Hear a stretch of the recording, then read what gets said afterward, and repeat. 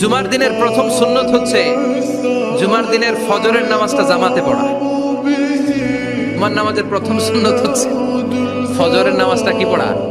জামাতে। আফদালুস সালাওয়াত ইনদাল্লাহি সালাতুল ফাজরি ফি ইয়াউমিল জুমআতি ফি জামাআহ। বিশ্বনবী বললেন জুমার নামাজের 15টা সুন্নত মুখস্থ রাখতে হবে। 1 নাম্বার সুন্নত ফজরের সালাত জামাতে পড়তে হবে। 2 নাম্বার সুন্নাহ হচ্ছে আসওয়াক, মিসওয়াক করা।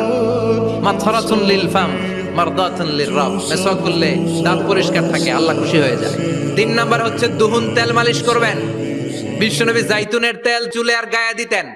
বিশ্বনবী বলতেন ওয়াদাহিনু ফাইন্না ফিত তাদহিনে বারাকাত। তেল খাও, তেল দাও, তেল মালিশ করো, তেলের ভেতরে আল্লাহ বরকত ঢুকাইয়া দিছে। 4 নম্বরে আত্তিব, জুমার দিনে সুগন্ধি লাগিয়ে যাওয়া সুন্নাত। লাগাবেন?